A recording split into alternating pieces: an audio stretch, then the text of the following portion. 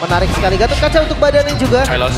Dan Hylos yang tadi gue bilang yang paling cocok untuk Geek Fam adalah Hylos. Badan ya? Badan tebal. Badan yang paling kuat. Yap, itu dia tuh pilihannya. Dan sekarang Loi muncul. Tapi untuk perbandingannya berhadapan dengan Novaria memang biasanya dipakai setelah adanya Loi yang diambil. Karena akan bisa melihat bagaimana posisi mendarat dari Loi nanti dengan diversion. Yang berarti Sans juga harus waspada kalau berusaha untuk bermain ambush dan dicek terkena Astral Echo. Oke. Dari 10 hero yang sudah muncul, Geek Fam dengan konsep yang mirip-mirip dengan game sebelumnya, bisa nggak nih memanfaatkan celah lagi yang akan muncul dari Onyx atau Onyx yang nggak ada celah sama sekali? Oke, ingat, para pasukan dari tim Geek Fam, mereka sudah mendapatkan 1 poin. Mereka harus mendapatkan poin lagi di match point kali ini untuk bisa menemukan Onyx tanpa balas. Tapi mampukah Sang Raja Langit bangkit? Soebel Arena, mana tepuk tangannya? Let's go to the lane knockdown. Oke, dimulai dari agresivitas yang wajib banget dimenangkan oleh Onyx. Sans dengan diversion, ini harus aktif di awal. Betul. Oke, tapi diversion nanti bisa dicek kan. Untuk semua bush sebenarnya kondisi dari Geek adalah bakal aman. Astral Sphere, Astral Echo akan bisa melihat kemanapun.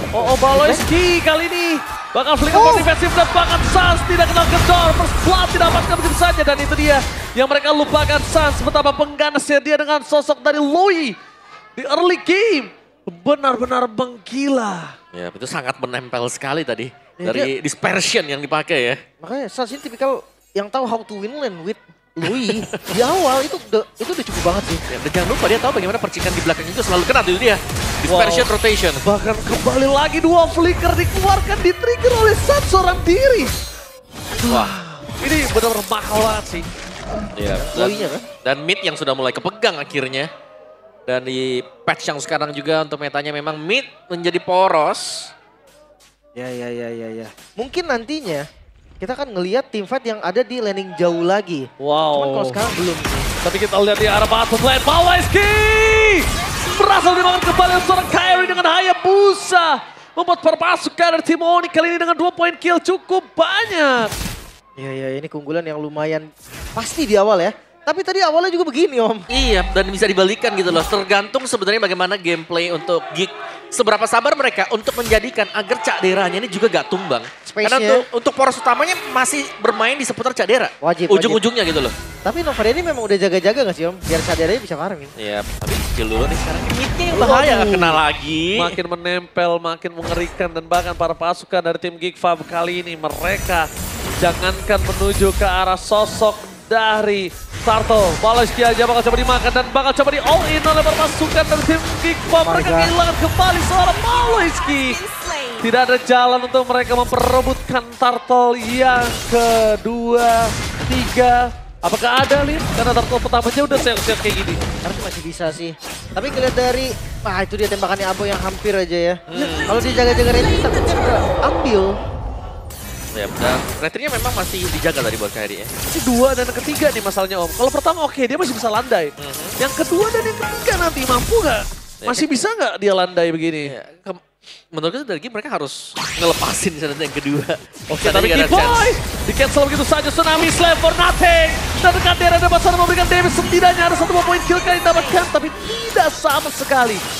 Sangat disayangkan, pertukaran cuma ada di Baloyski untuk keempat kalinya. Dan biasanya kalau Baloyski udah tumbang sampai 4-3 kali seperti ini, Geek Fam makan flop.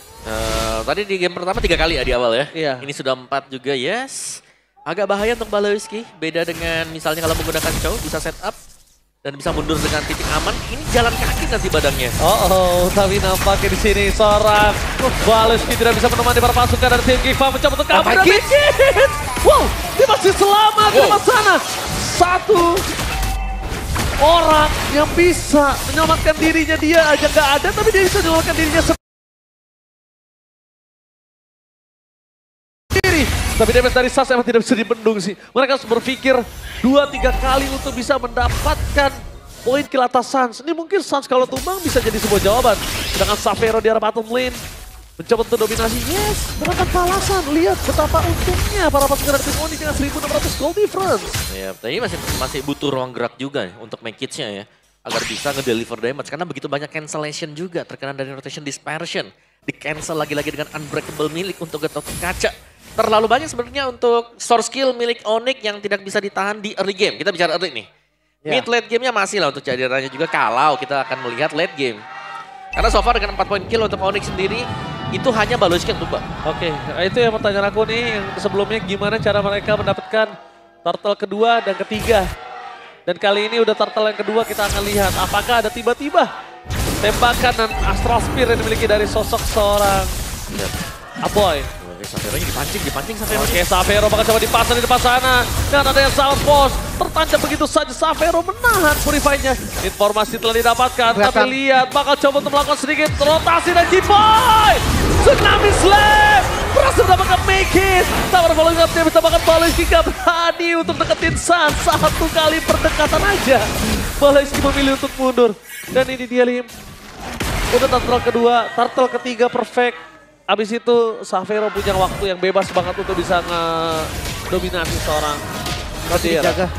Ini mode defensif dari Geek Fam yang cukup menakutkan sebenarnya. Tapi dibalikin kok. Oke, G-Boy mundur ke arah belakang saat jadi target utama Flicker ini sudah menjadi informasi yang sangat mahal. Setidaknya para pasukan dari tim Geek Fam sudah tahu kalau mereka bisa mendapatkan bakat Xavero. Berbagai episode dari Forista bakal ditaruh oleh seorang Ghost. Tapi nampaknya lihat sekarang bottom lane saat is coming. Berhasil melakukan sedikit pengawalan yang sangat ketat. Membuat para pasukan dari tim Geek Fam memilih untuk mundur. Dan itu dia. Retreat dan make it. Mundur adalah sebuah jawaban tapi G-Boy. Tsunami Slam. What the play from G-Boy. Tsunami Slam yang on point, berhasil mendapatkan seorang Make-It. Ternyata tidak ada jalan pulang, sekalipun ada, hanya dengan Resurrection. Lucky, dia coba untuk balik time di depan. Fokusnya ada di mid lane. Fokusnya ada di turret sih. Tapi Goms berhasil melakukan clear, tapi G-Boy terperangkap di depan sana. Tidak ada flicker, tidak ada damage tambahan. Gila, gak ada yang berani deket Sans loh. Yep. Ini susah banget karena Sans dari awal juga berhasil untuk nge-freeze untuk lane-nya dia sendiri.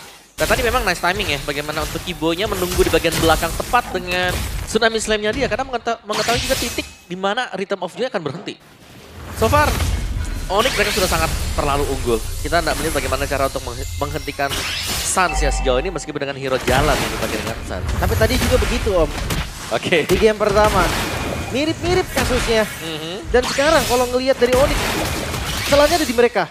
Apakah mereka yang akan memberikan celah itu atau Geek Fam nih? Dia akan memaksa untuk manfaatin apapun yang bisa. Selama tidak tapi terpakai. nampaknya Om, sebelum kita bicara lebih lanjut, ini adalah pertanyaan saya yang terakhir. Gimana mereka dapetin turtle ketiga dan tidak bisa Om? Yep. Kayaknya, Dilepas ya. walaupun tadi Om mau ada juga Lim bilang masih ada kesempatan, tapi ternyata kesempatan itu usai. Sedangkan di balik itu semua para pasukan dari tim Geek Fam. Kali ini berhasil mendapatkan sosok Kadera. Mencoba untuk distraction, Kadera fans everybody. Sorry to say Kadera. Gak ada jalan untuk split push karena di sini ada Gila Sans Tour and Travel. Itu dia, diversion yang bisa jadi jawaban atau landing jauh, Kairi. Oh, shadow kill yang terlalu sakit. Dan juga sosok seorang Boy yang mundur ke belakang, mencoba mendapatkan G-Boy. Tsunami Slam. Xavero hadir. Berhasil di sana, Xavero mendapatkan posisi yang enak dengan double kill yang dimiliki. Bahkan perpasukan dari tim Geek Fam mereka tidak punya apa-apa. Dengan 7.000 gold difference di menit yang ke-7.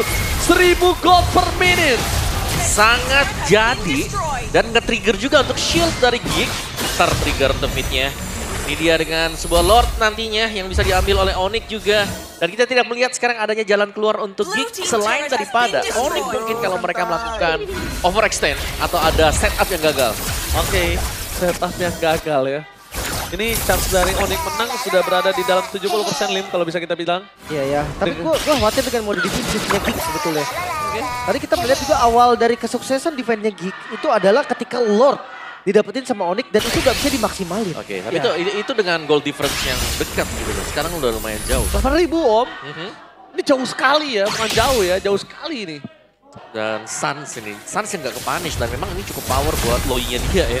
Rotation, dispersion, right on time dan juga presisi yang membuat powernya Loi juga keluar sekarang diversion. Oke, tapi nampaknya para pasukan dari tim Geek Fam mereka memilih untuk mundur. Balochki tidak bisa berbuat banyak dan dari seorang Kadera di menit yang ke-8 bahkan dia hanya berhasil mendapatkan 2 item. Langsung di reserve dengan kondisi Biasanya Demon Hunter Sword, dia harus ke arah Golden Staff karena team fight adalah sebuah jawaban dibandingkan farming limb. Itu dia. Ya mau nggak mau sih sebenarnya. Tapi ngeliat Lord nih, yang harusnya kayaknya bakal skip dulu ya untuk Geek Fam nih. Ya, Dia nggak akan bisa. fokus ke defensifnya dulu. Sebenarnya defense-nya tuh enak banget. Astral Echo yang ngebuka hitbox dari jauh. Dan Mosnov yang ngebuk minion aja. Ada piercing damage yang akan ke belakang. Iya. Ini masih bisa banget. Tinggal bagaimana nanti kalau nabraknya dari Onyx gak rapi, mereka akan kepanis gimana. Cuma masalahnya Hayabusa yang unggul item kayak sembarang shadow kill kayak satu tumbang dia. Pasti Udah sembarang aja udah pokoknya maju bayangan retribution shadow kill. Karena Satu tumbang kayaknya. Lihat Om, sekarang dia udah 3 item. Item mahal-mahal banget 3 item. Dan bahkan nggak ada Winter Crown. Siapa yang berani beli Winter Crown di saat kondisi dalam ekonomi krisis kali ini? Oh enggak Di sih, Geek Fam? harusnya enggak ada. Nggak ada Dia akan berani. damage. Dia harus damage dulu, kalau enggak bisa balikin juga sama aja. Iya. Mungkin nunggu make it ya dengan Holy Crystalnya bisa lah ngebantuin nanti untuk Aboynya nge-clear Lord. Tapi 3 lane nih dimaksimalkan juga untuk Onyx. Satu bar Red doang team tadi. turret has been Dari destroyed.